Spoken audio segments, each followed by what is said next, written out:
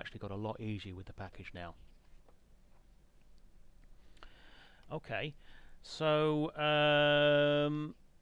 before we go any further, I'll just go through some of the more common things that you probably want to play around with on this. Let's just turn that off because I don't want to do that now. So if I go right, so if we go advanced, we've got a time policy. Now you can set up multiple time policies, up to 10 policies, which stipulate times of day. I suppose it's so you could say people can only have access at weekends or something like that, or they can only access in the evening or that sort of thing. So you can set up loads of different policies for time. If I you've got day of the weeks here and all that sort of thing. I mean, it's fairly obvious, isn't it, what it does really. The other thing we've got is we've got the normal IP filters. So these are just filters for normal sort of firewall IP filters, of who can connect, who can't connect, that sort of thing. And you can apply the filters both to everybody or specific WAN ports or the various domains via the LANs or VLANs. You've also got the normal MAC filtering type stuff. So you've got a deny list and allow list, etc., etc., etc. And you can actually set these based upon those policies. All right, remember the policies? I show you the time policies.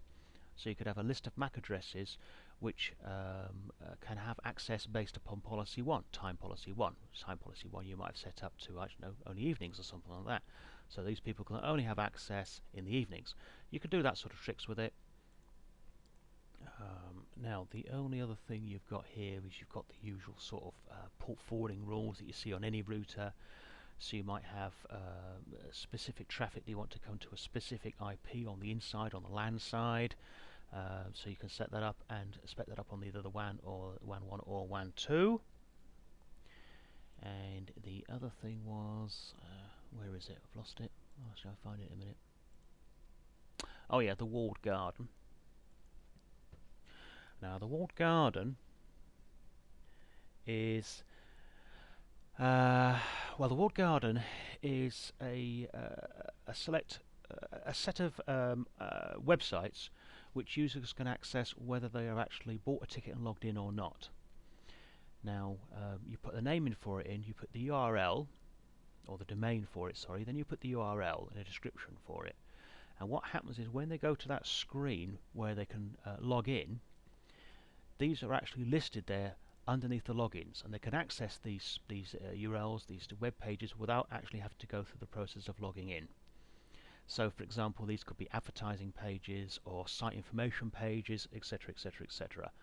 But you don't actually have to log in to actually view those sites. So, what I'm going to do now is I'm going to go through the use of this from a client's point of view, a person logging in point of view. What does a user see when they log in? Okay, so let's see what this looks like from the user's point of view, from the end customer that's trying to log into the system. And I've done a little video that I did on my notebook when it was connecting, so we'll just play that now. So the first thing we're going to do is on your notebook you do a scan through your wireless networks, and you should find one of the wireless networks that you've created. In this case I called it the WAS-105. So now we're just going to connect to that wireless network. So this is one of the wireless networks. Remember in the VAP settings, you've got VAP 0 onwards, blah blah blah. So this is just one of those virtual access point networks. We'll just wait for a rather slow wireless network to do a connection to the wireless interface. And finally it's getting the IP address from it. And we're connected. Okay, and just to prove that I'm just going to run an IP config and we'll see we've got an IP address. That's the IP address given to us by the WAS device. Okay, now what we're going to do is start our browser. We're going to skip the updates for the browser at the moment. So up comes the browser, and it's trying to connect to solwise.co.uk, which is our default home page. But it's going to fail because at the moment we're not logged in to do that. Up pops the login page from the hotspot gateway, Now we need to put in the passcode that we got from our ticket, or from however we got our passcode. So a number of different authentication methods. So we're just going to type in the ticket password and wait for it to come on. Okay, now we're going to log in. Now it says we've logged in. You notice we've got some times when we're connected and when the ticket expires and how long a time we've got on that ticket. I'm going to start a new tab. I'm going to leave the logout page up there in the top left hand corner. And now I'm going to go to a website page out there in the real world, for example the BBC. And there we have the BBC website, downloading all the images and all that rubbish from the BBC, all the exciting TV highlights from EastEnders.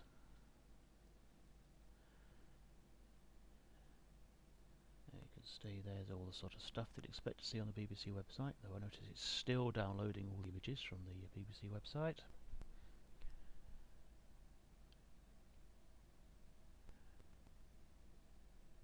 And what we'll do is we'll just close down that BBC website for the time being, and what we're going to do is we're going to log out.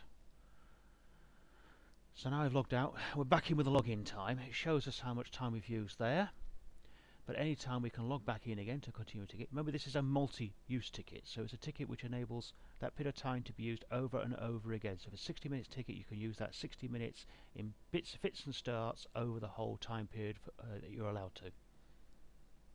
If this was a one-use ticket, you wouldn't be able to log back in again. Yet again, you can see log back in again, you can see how times have changed, connection times changed, etc. Now what we can do is go to a new tab. We can go to a different website.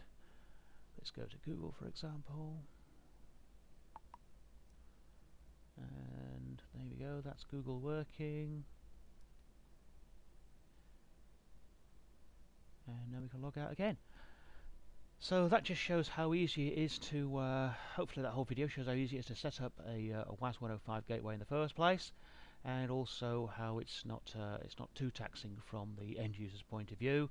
All we notice is to log in and log back out again, selecting the suitable wireless network, and that's it. So that's the end of the video. Hope it's all self-explanatory now. Thank you.